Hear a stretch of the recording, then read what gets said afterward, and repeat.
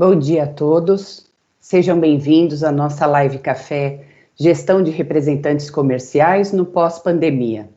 Eu sou Grace Rodrigues, sou diretora do FBDE in Action e hoje, juntamente com a doutora Alessandra Mourão, bom dia doutora, graduada e pós-graduada pela Faculdade de Direito da USP, é advogada sócia fundadora da Nascimento e Mourão Sociedade de Advogados. Nós temos também o Antônio Carlos Freitas, bom dia Freitas, graduado em Comunicação, pós-graduado em Administração de Negócios e consultor sênior do FBDE em vários projetos de gestão comercial e de marketing. Nossa live terá uma duração entre 45 e 60 minutos. Nós criamos um e-mail específico para vocês que estão nos assistindo poderem fazer seus comentários, sugestões ou compartilhar alguma experiência com a gente, tá ok? Se vocês quiserem agendar um bate-papo com os nossos consultores, também serão bem-vindos. Entrando no contexto da nossa live, nós estamos no meio de uma pandemia, né? No meio de uma crise de saúde, uma crise econômica e política do Brasil. Nós observamos um esgotamento do modelo comercial que estava sendo utilizado pelas empresas. E os pontos principais que nós notamos que indicam esse processo de exaustão, primeiro era uma concentração de praticamente mais de 80% do faturamento de algumas empresas em 3 ou 4 representantes comerciais. Além disso, nós vemos também nos projetos que nós realizamos que há uma concentração no portfólio de produtos, ou seja, a empresa às vezes tem 20, 30 produtos no seu portfólio e suas vendas estão concentradas em 2 ou 3. E geralmente produtos com menos rentabilidade, mas que geram volume, o que dá uma sensação falsa de resultado. E o terceiro ponto é a concentração territorial. Então, as empresas, embora com uma atuação nacional, que estavam com seu faturamento concentrado nas capitais, hoje, nesse momento de pandemia, estão sofrendo mais as consequências. Então, essa soma de patologias, elas nos mostram um processo de exaustão desse modelo.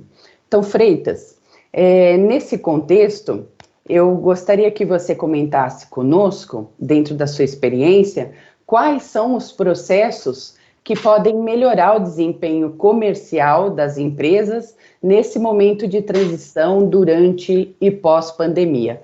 Por favor, abra seu microfone para a gente. Bom dia, Grace, bom dia, doutora Alessandra, bom dia a toda a nossa audiência. É muito prazeroso para nós podermos tentar aqui dividir alguns pontos de vista com vocês. Todas as nossas convicções que são sempre submetidas de novo a cada projeto que nós trabalhamos, elas são submetidas a confirmações ou atualizações, elas estão sempre embasadas na experiência. Então, o que nós temos a dizer é assim, já temos trabalhado de forma bastante intensiva a tentativa das empresas de descentralizar seus resultados mais produtivos, de buscar uma redução ou até uma eliminação da perigosa dependência que as concentrações que você, Grace, comentou, produzem. Normalmente é uma empresa que tem poucos representantes produtivos, ou que vende para uma carteira de clientes muito concentrada numericamente, e que tem seus territórios explorados de forma não planejada, e sim como consequência da reação natural dos mercados, essas empresas têm perigosas dependências. As suas estratégias ficam comprometidas, e nós temos visto na maioria dos projetos que as empresas são, normalmente, uma maioria delas, são mais compradas do que vendidas. Ou seja, os seus negociadores, os seus vendedores, os seus representantes, muitas vezes eles trazem aquilo que espontaneamente o mercado compra. E isto é uma patologia que se agrava com a situação atual que vivemos, com o isolamento, com o distanciamento social. O que as empresas precisam, de fato, é buscar essa descentralização. Portanto, preparar equipes de vendas mais produtivas, entender melhor o universo que o representante enfrenta para que ele também leve técnicas adequadas de horizontalização de portfólio, de venda de mais itens nos clientes ativos e também de busca de negócios, para que as carteiras não fiquem tão concentradas e possam ter, além dos key accounts, dos grandes clientes, outros tantos recursos e outros tantos desempenhos com clientes mais pulverizados. A questão dos territórios é uma consequência direta. Então, muitas vezes, o que nós temos visto é que a carteira de clientes fica exclusivamente administrada pelo representante. E nós temos equipes heterogêneas. Então, muitas vezes, você tem representantes mais motivados, mais aplicados à busca de oportunidades e outros talvez nem tanto, ou que já têm uma noção de suficiência por aquilo que já produzem. O que é recomendável? O que é recomendável, né? Que os representantes também sejam munidos de informação de valor, informação importante, para que eles sejam estimulados a horizontalizar resultados. As empresas precisam se libertar daquela condição de refém, que a maioria é refém do próprio histórico. Buscar com criatividade outras alternativas. Num primeiro momento é isso. Mais adiante vai ser necessário fazer parcerias com outras empresas, buscar a complementariedade. Perfeito. É nesse momento, né, Freitas, que a gente percebe que há uma possibilidade de otimizar esforços também, né? Sim. Em termos de empresas com produtos que tenham sinergia para poder otimizar custos, otimizar treinamento, otimizar capacitação, é nesse sentido? Sim, é nesse sentido, na redução de custos, no compartilhamento das responsabilidades e até mesmo das equipes de representantes que podem vir a representar de forma orientada pela própria empresa as outras que têm afinidade nos canais de distribuição, que têm afinidade nas carteiras de clientes, sem que haja conflito de produto, sem que haja concorrência direta. Perfeito. Essa é a busca. Excelente. Obrigada, Freitas. Doutora Alessandra, nesse contexto que nós acabamos de descrever de parcerias, né, da necessidade de desconcentração, o que nós podemos ou devemos fazer em termos de revisão de contratos diante desse mercado que está em tão intensa mudança por causa da pandemia? Por favor, abra seu microfone, fique à vontade. Bom dia, Grace, bom dia, Freitas, bom dia a todos que vieram compartilhar esse bate-papo, né? Esse é um momento histórico, como eu digo, é um momento para contar para os netos, né, o que nós estamos passando.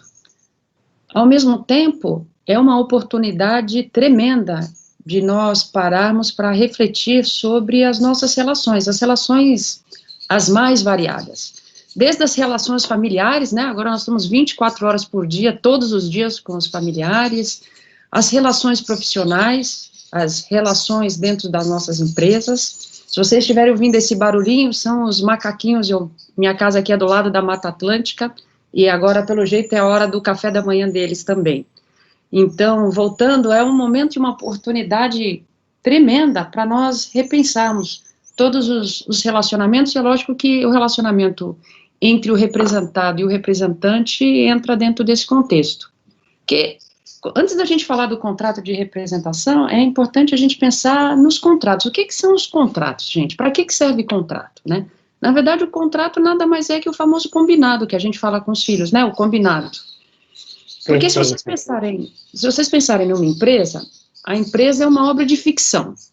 A empresa é uma obra de ficção, ela não existe.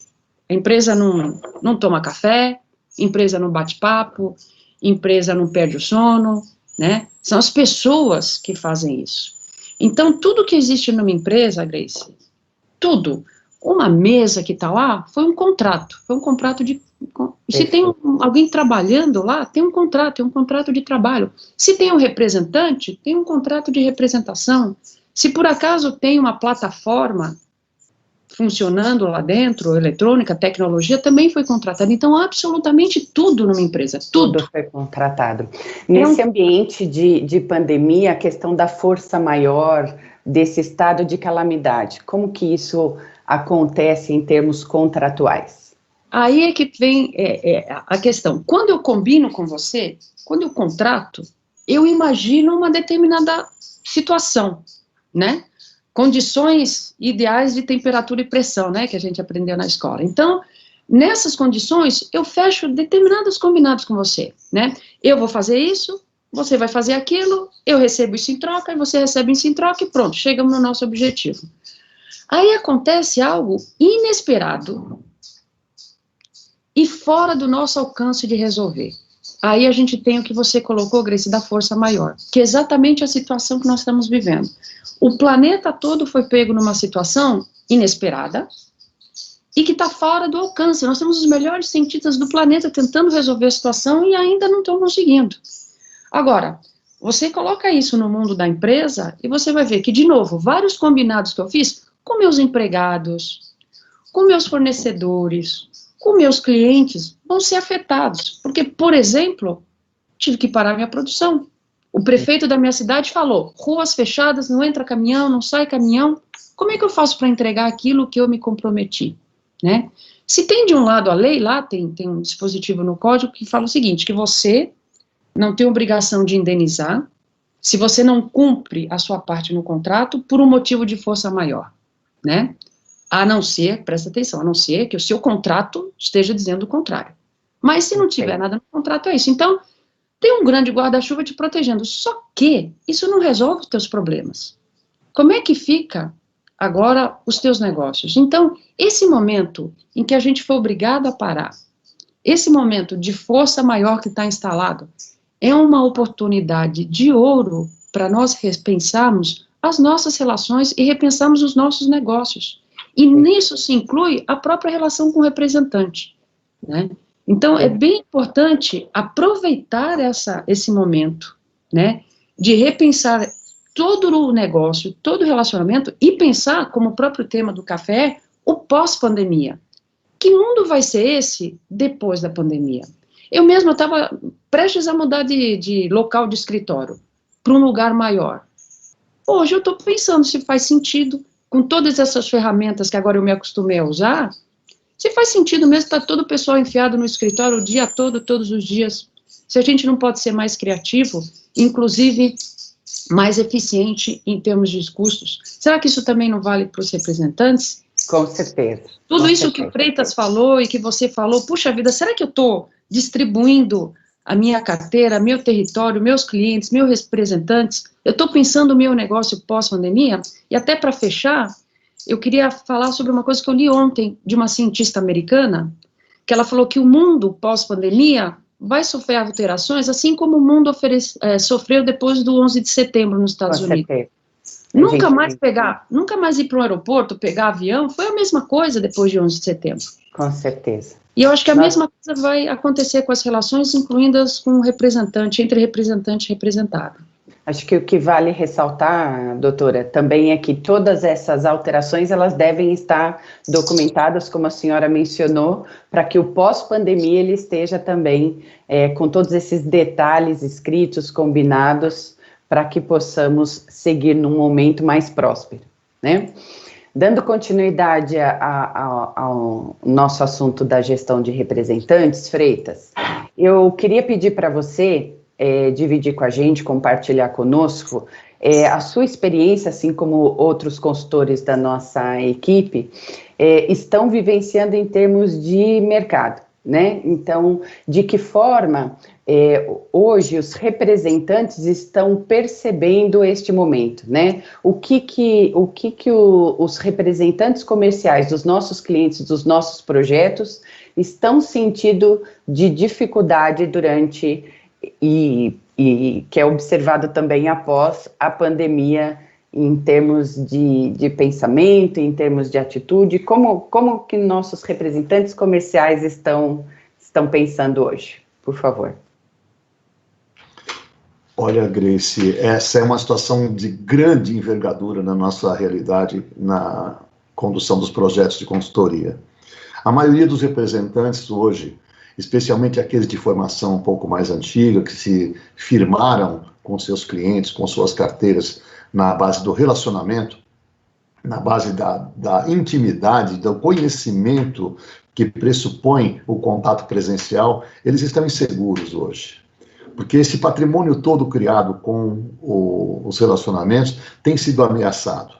Já tem sido ameaçado por gerações mais novas, que vêm sucedendo os antigos clientes, muitas deles em empresas familiares, em estruturas mais enxutas, e o pessoal mais jovem já vem mais plugado, mais ligado, conectado nos recursos da internet e outros tantos. Então, muito daquilo que era resolvido na base da relação pessoal já tem sido substituído em várias situações por procedimentos eletrônicos.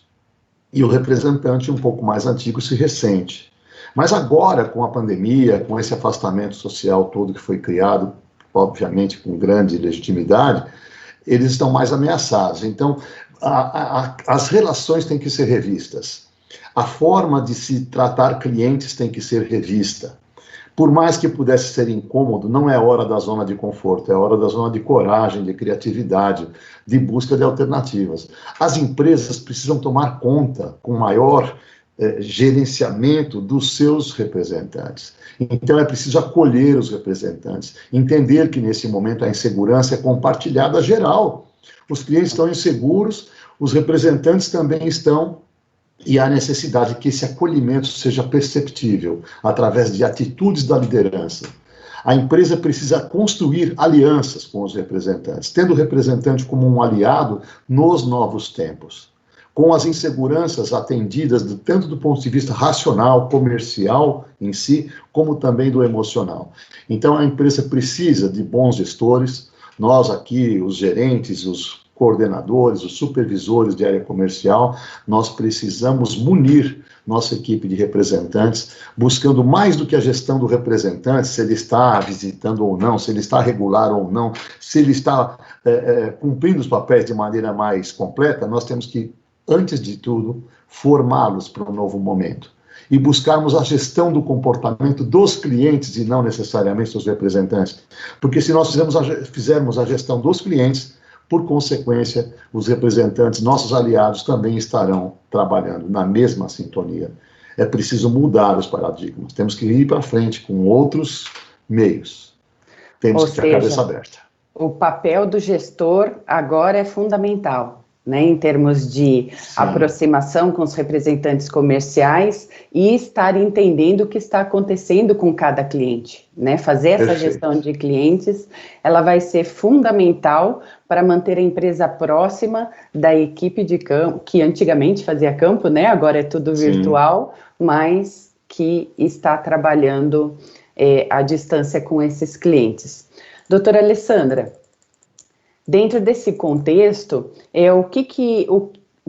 quais os riscos que nós corremos nessa relação nesse momento, né? O que pode ser mitigado em termos de risco nesse momento com a empresa, com o representante, do representante com a empresa? Grace, eu acho que eu queria começar dizendo que o grande risco é perder essa oportunidade de reflexão. Eu acho que é o grande risco de qualquer empresário, de qualquer pessoa, perder essa oportunidade global de parar e repensar os seus relacionamentos, né? O relacionamento com um representante comercial foi uma escolha feita num determinado momento. A empresa, em determinado momento, escolheu este canal para desovar, distribuir os seus produtos e serviços. A forma como ele escolheu faz sentido hoje? Vai fazer sentido no futuro? Que tipo de relacionamento realmente ele criou com esse representante? Porque tem gente que chama de representante quem não é representante. Esse é um grande risco, né? É um momento para refletir, será que eu realmente estou tratando o meu representante comercial como meu parceiro de negócios? Porque lembre-se, o representante é tão empresário quanto você. Perfeito. Só que o negócio dele, o escopo do negócio dele é tirar pedidos para a sua empresa, para os seus clientes, né? Então, veja, se eu estou tratando o meu representante como se empregado fosse, eu já estou correndo um risco. Será que eu estou tomando os cuidados de não tratar a minha relação como representante, como uma relação de subordinação? Eu preciso ver se eu não estou separando uma coisa da outra, né? Então, eu preciso também, contrário senso, tem gente que fica tão preocupado de que o representante não seja empregado, mas esquece que um representante que vende bem, que está há muito tempo na empresa, na verdade, ele é muito mais caro do que o empregado. O empregado que sai da empresa tem 2 anos para correr atrás da empresa, para entrar com a reclamação, enquanto o representante tem 5 anos de prescrição. Outra coisa, o empregado só pode cobrar 5 anos de tudo que aconteceu. O empregado e o representante pode cobrar a vida inteira de representação. Isso pode... Tem empresas que quebram. Se um representante, velho de guerra e bom vendedor, processar determinadas empresas, se ele for desligado, ele quebra uma empresa, tal montante que ele tem para receber. Então, os riscos são verificar se você escolheu realmente uma relação de representação, se você está tratando o seu representante como representante de verdade, e se você está seguindo o combinado em termos de representação. Acho que essa é a palavra-chave, né? Combinado. O combinado não é caro, né? O combinado, e alguém tem que fazer essa gestão. Você estava falando com o Freitas sobre gestão, sobre gestor. Uma coisa é fechar um contrato. Outra coisa é quem é que vai gerir esse contrato para saber se ele está sendo bem cumprido. Porque, veja, papel aceita tudo. Eu coloco o que for no contrato, mas o que vale é o que eu sigo do contrato. Perfeito. Os macacos estão em festa hoje. Hoje eles estão alvoroçados. É a live. Só para fechar esse assunto, ou seja, é muito importante que estejam alinhados, né? O representante comercial, ele precisa estar totalmente integrado com o planejamento comercial, né? Então, essa comunicação do gestor para com eles, esse alinhamento de que ele é um empreendedor tanto quanto a empresa, até nós comentamos em outra oportunidade, eles são sócios desse sucesso, né? Então, eles precisam estar muito, muito alinhados. Seguindo nesse pensamento, Freitas, eu gostaria que você compartilhasse, dentro da sua experiência, como que estão sendo construídos esses projetos de vendas, né? Um conceito que a gente defende muito nos projetos comerciais, nos projetos de marketing. Queria saber de você, dentro da sua experiência, dentro das empresas que você atuou, como os representantes comerciais, principalmente agora, estão sendo orientados pelas suas representadas. Fica à vontade. Vamos lá. O que nós temos observado, praticamente na maioria dos projetos que temos trabalhado, e também isso é uma matéria-prima nossa para mudar, é que a maioria das empresas não tem um projeto específico para representantes. A gestão dos representantes pode ser muito melhorada. Isto é uma responsabilidade dos gestores, dos gerentes, desde o diretor comercial, os gerentes, todos os demais níveis que interajam com representantes e com a relação da empresa com os clientes, tem que tomar um cuidado especial. Nós recomendamos nos projetos que a empresa forme para cada área, para cada representante, um projeto específico. Então é necessário ter informações privilegiadas, informações que sejam mais específicas e capazes de transmitir valor perceptível. Um valor para que o representante se integre. Ninguém integra representante por decreto, mas se integra por interesse, integra por afinidade das metas que são colocadas não como metas, não como subordinação, mas como projetos de crescimento regional bem peculiares para cada área. Então é necessário ter uma visão apoiada por ferramentas. Nos projetos nós temos colocado à disposição dos nossos clientes ferramentas que libertam a empresa daquela percepção única do próprio histórico. A empresa se torna refém do próprio histórico quando acredita que onde vende mais o mercado é melhor, onde vende menos é pior. Não necessariamente é isto. Não necessariamente. Não necessariamente. Então, o que nós temos trazido são informações do mercado, até a área que você mesma é diretora, né, Grace, a área de inteligência de mercado. Nós trazemos informações de fora, que mostram para a empresa não somente o que ela produz, mas aquilo que de fato existe de oportunidade. Trabalhando com potencial de consumo, com potencial de mercado através da localização de pontos de venda ativos e de portes bastante interessantes, de canais de distribuição que possam ser melhor estruturados. A empresa, de fato, deve desenvolver com o representante, não é somente uma pasta, um conjunto de documentos, mas um conjunto de informações, de percepções que permitam se dimensionar os desafios de cada área. O que vale para o Nordeste não vale para o Sul, para o Sudeste, o Centro-Oeste. Cada lugar é diferente, cada região tem suas peculiaridades.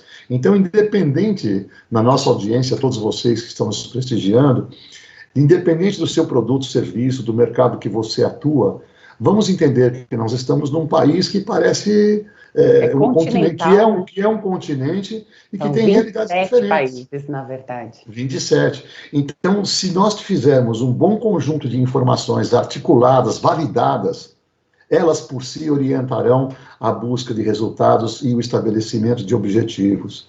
Quais são os eventos regionais? Quais são as peculiaridades daquela população mais rural, mais urbana? Qual é o tamanho do conjunto de municípios que o representante será responsável? E o que ele, de fato, tem de oportunidades quantificadas para que ele possa desenvolver um bom trabalho?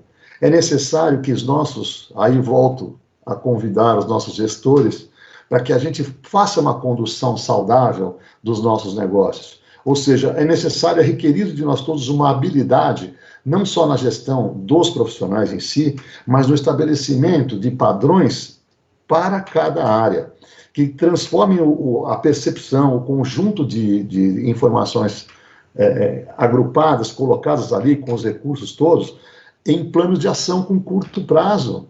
O que nós vamos fazer nos próximos 30, 60, 90 dias? Então, até com o apoio da doutora Alessandra, aí pelo lado jurídico da coisa, nós temos que pensar que o contrato de representação é como ela diz, é o que foi combinado. Não é necessariamente aquele documento de gaveta, fica lá um tempão guardado, ninguém algo mais padrão, né? Só um padrão igualzinho para todo mundo. Não, não. Mas tem que existir ali, claro, com o apoio padronizado do que é legal, do que é correto, do que é lícito, ser feito ali um estabelecimento de objetivos com os quais o representante concorde, entenda, se alinhe, aí nós teremos, de fato, uma sinergia entre as áreas, e aí representante e representada serão um só. É a cultura que manda. Ô Freitas, a gente tem vivenciado que muitas empresas, elas não se preocupam, na verdade, com o que ela está deixando de ganhar, né? Então, nós temos grandes áreas junto a representantes que têm um bom potencial de expansão, têm um bom potencial de abertura de clientes, e como que as empresas trabalham isso? Tem indicadores, tem metas? Como que é feito hoje essa gestão do representante? Ela melhora muito de qualidade quando a empresa passa a utilizar as ferramentas que a libertam dessa posição do próprio histórico, de ser refém de si mesma.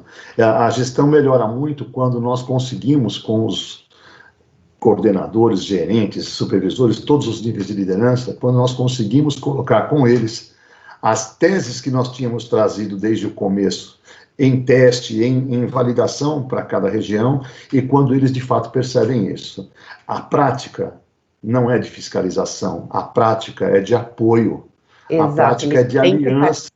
Exatamente. E aí não é necessário insistir com representantes, não é necessário ficar brigando somente por preços, descontos, porque essa história de preço e desconto é o último patamar da negociação quando todo o mais está esvaziado, ou não tem fulcro, não tem solidez. A busca de patamares de negociação com base em informação objetiva, veja, o potencial de consumo, o potencial de mercado, o número de pontos de venda com portes variados para cada negócio, a existência de atacado, varejo, os diversos recursos da distribuição colocados em claras condições. É o mix de produto, né? Sim, o estudo do portfólio, do mix de produto, permitem que a empresa faça também esforços promocionais, campanhas, onde há oportunidade. Há também um grande ganho quando nós trabalhamos em harmonia com as necessidades dos canais e dos clientes, quando nós trabalhamos também as noções de rentabilidade, de redução de custo, de viabilidade logística, e aí entram também as parcerias com empresas de produtos complementares, com as quais nós temos convivido e criado alianças novas, com ambientes criativos, inovadores. Aí sim, é claro que todos querem ganhar, mas a grande discussão é o como fazer. Com e certeza. O como fazer é peculiar. Tem sido característica dos nossos projetos apurar com muita exatidão quais são os fluxos de consumo, qual é a velocidade, qual é a prioridade que nós temos em cada negócio, em cada cliente, para que nós tenhamos esse conjunto de alternativas fruto do planejamento, não de acasos. Perfeito. Aí nós vamos ganhando maior envergadura na nossa gestão. É assim que funcionam os projetos de consultoria. E isso é gostoso de conversar, porque cada negócio tem um desafio. Cada novo projeto nos convida a submeter nossas convicções de tantos anos a novas realidades que nós vamos encontrando. E o que eu considero um fator de grande realização para nós consultores no FBDE é a capacidade que nós buscamos em conjunto com os clientes, com as equipes deles, a capacidade de criação de novas possibilidades. Isso não tem limite, gente. Perfeito, ou seja, a gente tem um grande combinado detalhado, tendo no representante um aliado, né? Sim. E não alguém que simplesmente divide uma base de clientes e eles por si só têm a missão de executar. Doutora Alessandra, nesse contexto de metas, de indicadores, de projeto de vendas, como que tudo isso pode ser contextualizado nesse contrato junto com o representante comercial? Grace, volto a dizer que eu preciso lembrar porque eu escolhi a representação comercial. Quando eu escolhi distribuir meus produtos por meio da representação, foi uma escolha feita a partir de outras que eu tinha. Eu podia ter um distribuidor, eu podia ter um vendedor direto dentro de casa, então é importante eu pensar que em algum momento eu analisei as opções que tinham diante de mim e optei pela representação. Quando eu optei pela representação, eu optei por me associar a alguém que, não estando dentro da minha estrutura, e todas essas coisas que eu estou falando são importantes para vocês perceberem se estão ou não tratando seus representantes como representantes, né? Eu optei por alguém que não está dentro da minha organização, mas que tem um know-how comercial que ele vai explorar o que eu sozinho não exploraria com a mesma eficiência. E aí, uma parte do que eu receber, cuidado nesse negócio de ficar pagando comissão sem antes ter recebido, né? O que eu receber, eu vou partilhar com ele. Para ele, representante, eu falando pelo lado do representado da empresa, o céu é o limite.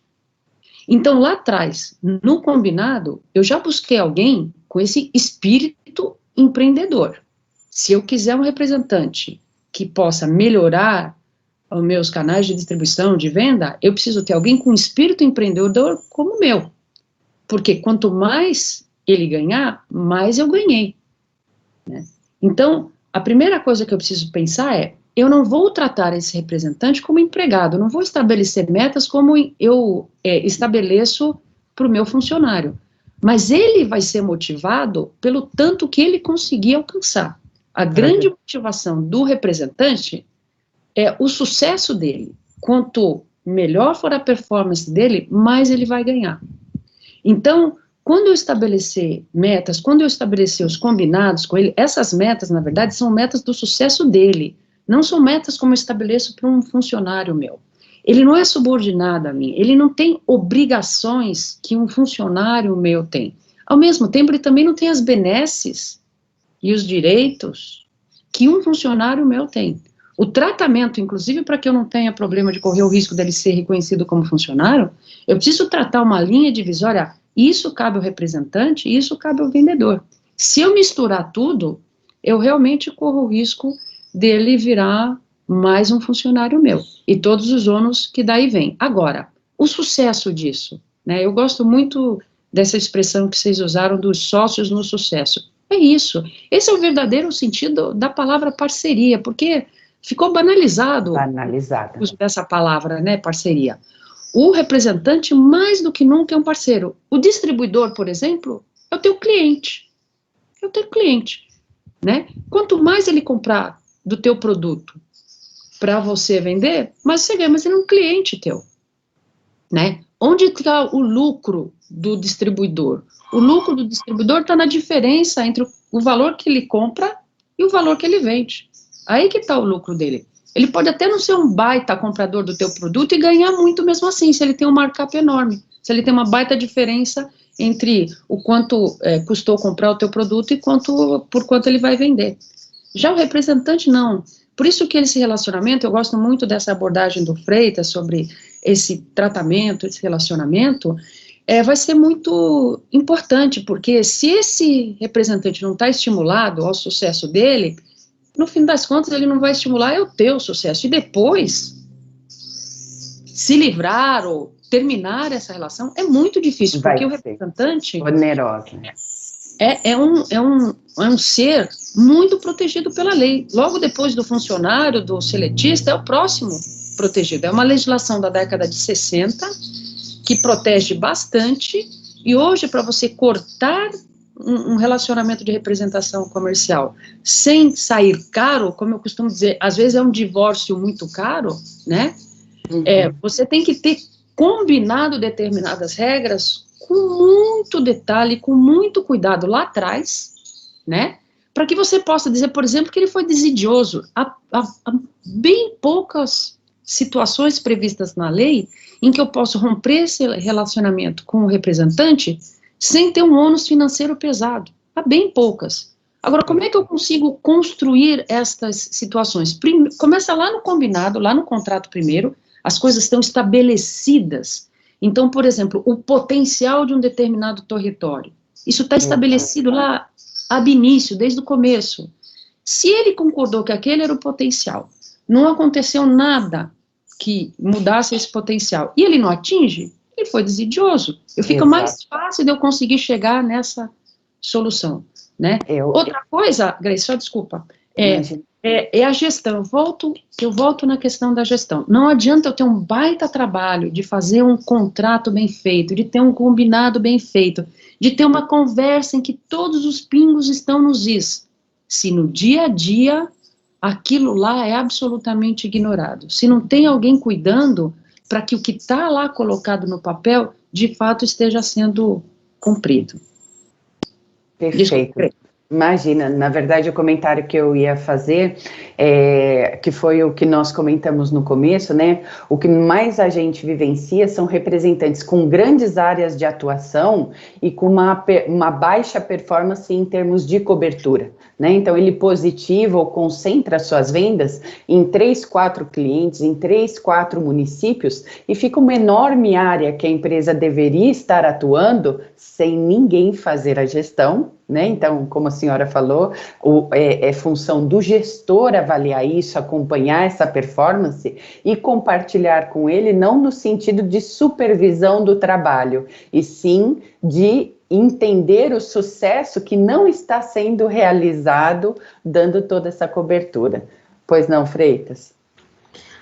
É importante deixar o registro claro da prática que nós temos visto feito em conjunto com os gestores das empresas que trabalhamos, é que quando a gestão passa a ser exercida com igualdade de empresário para empresário, no caso do representante, o resultado que vem é muito bom, porque ao invés de haver rivalidade, ou de haver, como vocês também já colocaram, o equívoco da aparente subordinação, porque ela não deve existir com o representante, existe sim um acordo do que se vai fazer nas áreas, e a transformação de uma ideia ou de uma apuração de um desempenho, por exemplo, baixa positivação de carteira, baixo número de municípios ativos quando tem uma área maior, todo um conjunto de atividades que os indicadores mostram, tanto para o lado positivo quanto para as oportunidades, porque é a falha anterior, não entra a culpa nessa conversa, mas entra o plano de trabalho. Exato. Então, o que nós temos visto, inclusive, eu posso até me valer dos trabalhos que eu tenho compartilhado até mesmo com você, Grace, na diretoria que você toca, existe uma reação favorável, consistente, e a empresa muda de patamar. O representante muda também de patamar de remuneração e de satisfação. Mas isso é feito sem que a gente tire um do outro. Nós temos que, de fato, alinhar, trabalharmos juntos para buscar do mercado, tirar da concorrência e explorar o que tem de oportunidade. Isso é fato. Isso não é nenhuma filosofia, é verdade. dá resultado, né, Freitas? A gente tem vivenciado isso com excelentes resultados. Para a gente fechar, já estamos com mais de 40 minutos aqui de live. Para a gente fechar a nossa live Café Gestão com representantes comerciais pós-pandemia, eu queria pedir a vocês dois 3 pontos finais, né, que são importantes dentro de todo esse tema que a gente abordou. Ladies first, doutora Alessandra, por favor. Grace, obrigada pela gentileza do Ladies First. Estou assumindo com o tempo, né? Isso faz parte de novos tempos também. Mas eu gostaria de falar desses 3 pontos, lembrando uma colocação do José Saramago, um escritor português, Nobel de Literatura. Ele dizia que tem 3 perguntas que ninguém deve deixar de fazer na vida: por quê, para quem e para quê? Por quê, para quem, para quê, né? Então eu convido, nesse momento, que eu volto a dizer, uma baita oportunidade. Se tem relações que não estão boas, é um momento de renegociar. Até as relações pessoais, a gente está 24 horas por dia com o filho, com o marido, com a esposa. É um momento precioso para repensar, né? Por que você está casado? Por que você tem um representante? Por que você tem empresa? Para quem que é isso, né? Para quem? É para o representado que eu estou contratando? É para o representante? É para o cliente? É para todo mundo. Todo mundo tem que ser ganho. E tá todo mundo ganhando ou não? Será que é só um lado que está ganhando? E para quê? Onde é que eu quero chegar? Qual é o meu objetivo? Qual é o meu goal? Né? Se vocês fizerem essas 3 perguntas do Saramago, nesse momento de reflexão tão privilegiado, eu acho que as ações que daí decorrerão serão as mais corretas, com certeza. Muito obrigada, doutora Alessandra. Antônio Carlos Freitas, seus 3 pontos finais. Me parece que é fundamental a nossa abertura, a nossa disponibilidade ao aprendizado. Eu reputo novamente a nossa preocupação central quanto aos profissionais que têm função de liderança, que produzem, estimulam e multiplicam comportamentos nas empresas. Então, a liderança tem agora novas competências requeridas.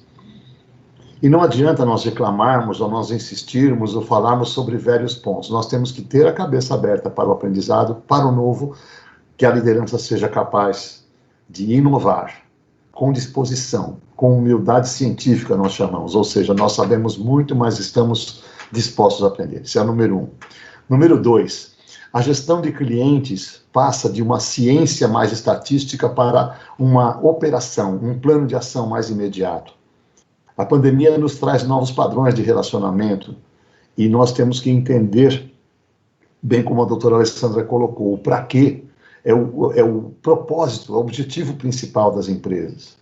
As empresas que normalmente perdem esse foco do para quê ou do porquê são as que sucumbem, são mal vendidas ou fecham por conta de uma condução hoje ser insuficiente. Então, é necessário, a gestão de clientes é o segundo ponto, ou seja, é uma gestão nova. Não são mais as regrinhas estatísticas de antigamente. E um terceiro ponto, nós estamos trabalhando com pessoas. Nós estamos trabalhando com níveis diferentes de percepção, de avaliação do mundo, de autocrítica, níveis diferentes de ânimo para trabalhar com os clientes. Os nossos representantes, assim como a doutora Alessandra falou, os demais canais, todos que falam em nosso nome, com alguém que pode comprar nossos produtos ou serviços, são pessoas também. Então, hoje, a dúvida, a insegurança, a dificuldade está disseminada, tanto quanto a pandemia. O que nós precisamos é ter o senso de pertencer, a motivação dos canais, do próprio representante, a motivação dos nossos clientes em negociar conosco. Ninguém aguenta mais tanto pessimismo, tanta notícia ruim, além das fakes. Nós temos que trabalhar um posicionamento forte. Liderança dos gestores, gestão de clientes renovada, e a certeza da motivação, da elevação do astral, do estado de espírito no qual nós trabalhamos. São pontos que eu encerraria. Muito obrigado. Obrigada, Freitas, muito obrigada. Sem dúvida, algumas empresas, alguns gestores vão manter os seus modelos, né, de atuação, mas nós acreditamos e vivenciamos e somos agentes de mudança, né? Então, nós temos aplicado isso no dia a dia, isso tem dado resultado e agora é uma oportunidade ainda maior de mudança cultural, de gestão, de estrutura. Queria agradecer aos nossos participantes, doutora Alessandra Mourão, Antônio Carlos Freitas. Foi muito prazerosa essa live, com todo esse conhecimento compartilhado. Gostaria de agradecer a todos que nos acompanharam agora até o final da live. Lembrar mais uma vez que nosso e-mail está à disposição, live@fbde.com.br, e para quem quiser compartilhar seus comentários, sugestões, e até a próxima live, tá ok? Muito obrigada a todos.